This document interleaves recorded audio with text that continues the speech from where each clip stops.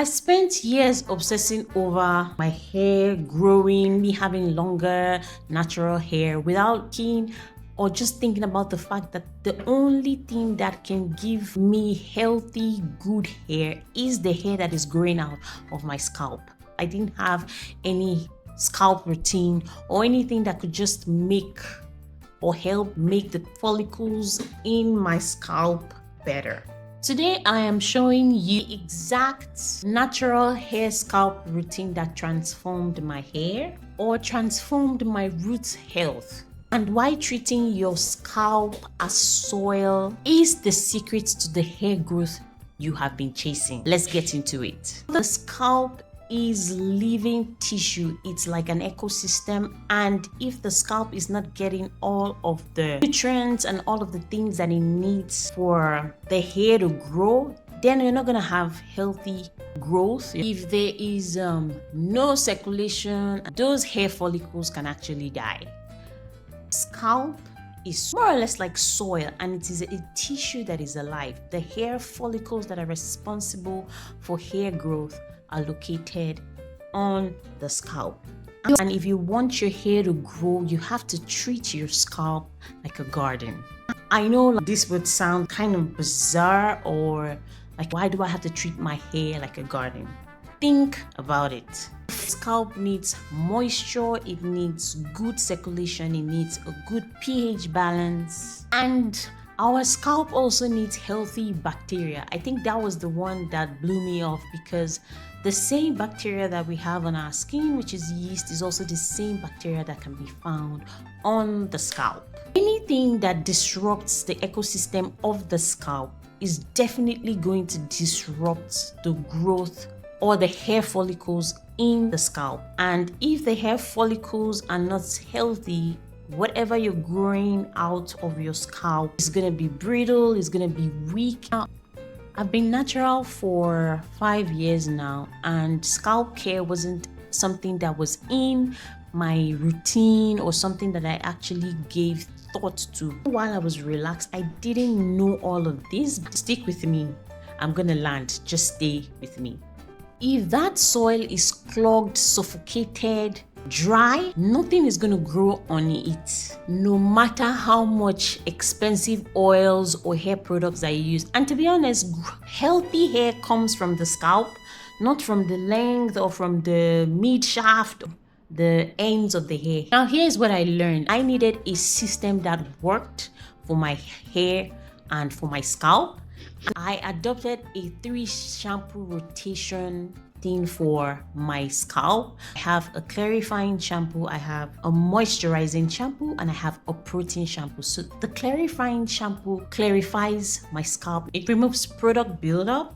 It's more or less like a deep clean for my scalp, soil reset. Now the moisturizing shampoo that I use is more or less like to bring moisture back into my hair, because clarifying shampoo strips, takes away all of the gunk and all of those things, but the moisturizing shampoo brings moisture back into my hair.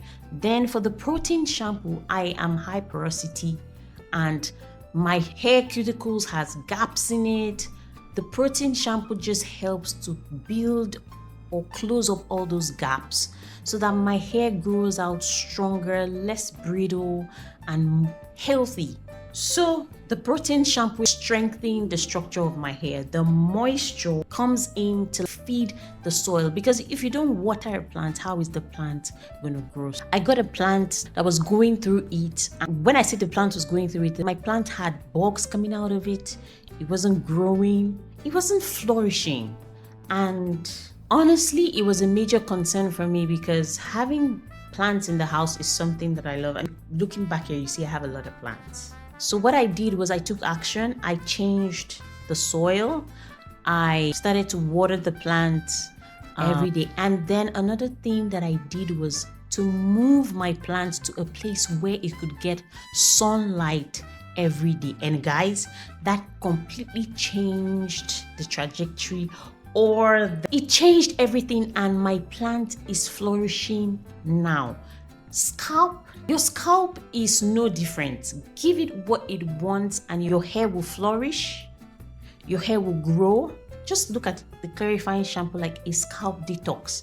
And a scalp detox would also reduce itchy feeling, because that itchy feeling comes from the bacteria on the scalp multiplying more than it should, maybe because the scalp is dirty or there's oil build. Another thing that I'm also incorporating in scalp care is to make sure that my scalp has all of the circulation that it needs. So using hair serums has been amazing, most especially hair serums that have rosemary in it, because studies have shown that rosemary helps to improve blood circulation to the scalp. And if the blood is flowing, it means that the scalp is moving. Blood shows that something is alive instead of dead, and blood flow to the scalp is an important part of nourishing the hair follicles. Because being a high porosity 4C hair girl, my natural hair tends to have gaps in the cuticles, so the protein helps to close up that gap and make sure that I have stronger, healthier strands. Another thing that I have incorporated is not just rosemary in my hair serums, but also using rosemary in the pre-poo. So at every step of my scalp care, I have something that is constantly keeping my scalp moving. That way, the hair follicles are getting the best nutrients that they need, and they're in their right environment. The same thing is applicable to a plant. If the plant is not doing well, then you might have to maybe change the soil or give it more sunlight, or just even add maybe some kind of fertilizer or something that is going to boost the health or the growth of that plant. That is the same thing that is applicable to scalp care. If you're learning anything in the video, please subscribe, share the video with anyone who needs it. Click that like button. I really appreciate it. It helps me a lot. It tells YouTube that this video is going to help somebody and forces YouTube to push it out to others. Another thing I wanted to also or that I'm learning with scalp care is that I have to stop using products that my scalp does not like. And this is more or less like an allergic reaction. If you're allergic to something, you have to stop using it. Because for me, I found out that when I use gels on my hair, maybe when I want to keep my roots neat, those gels that we put on the roots, my scalp begins to itch. So I stopped using those gels like an hair oil when I'm installing that first day of installing the mini twist or the mini braids, because I found out that I'm allergic. I think I'm allergic to it. A family member of mine is also allergic to hair products that have coconut. So you have to stop using products that your scalp reacts. I feel like this is one of the things that causes buildup, that causes dandruff, and some people it's so serious that scalp begins to go through. Anyhow, what I'm just trying to say is remove products or ingredients that your scalp does not like, and that will create an environment that is breathable, an environment that is good for the hair follicles. Oh my God, there we go, fire alarm. Remove products that your hair does not like, because having those products in the hair or on the scalp is increasing the yeast count on the hair. Another thing that I have also learned recently about shampoos is most of the shampoos, yes, do not come with labels of balance.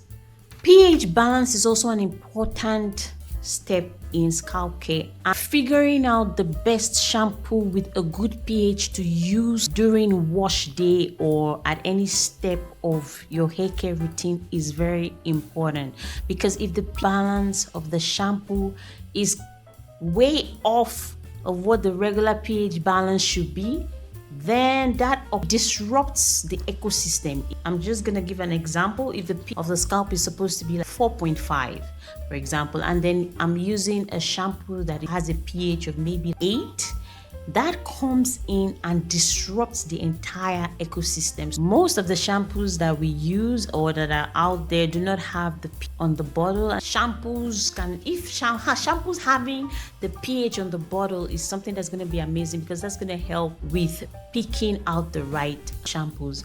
Another thing that is also important for scalp care that I was amazed at is also sunlight. So just being in the sun for 10 to 30 minutes so that all of the vitamin D that the scalp or the hair strands or the hair follicle needs is made available in that moment. And if I'm also going to be out in the sun or out for a long time, having a hat or a scarf over my hair is important, because there is something called scalp sunburn. When I learned about that, I think that was something I was amazed at. Hair would definitely not grow from the ends, but it'll grow from the roots. And if I fix the roots, give the roots the most comfortable environment ever, then whatever is going to come out is going to be healthy, it's going to be strong.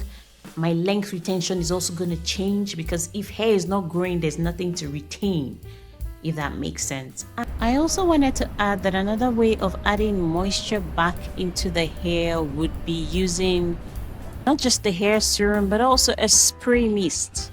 So spraying the roots of the hair as well is another way of adding moisture back, most especially for somebody who has dry roots and you just don't want to experience flaking. I have a rosemary hair mist that I apply every day, or maybe once in 2 days, outside of my rosemary hair serum, to my roots, and that is amazing. So just as that works for plants, it's the same thing that works for the cuticles. The cuticles need moisture, and moisture from either a hair serum or a hair mist to be amazing for hair growth. One thing that would be a big takeaway for me after all of this is that ensuring that my roots is fixed is going to fix the hair growth on the hair. Everything that is going on the roots eventually fixes everything that has to do with hair growth.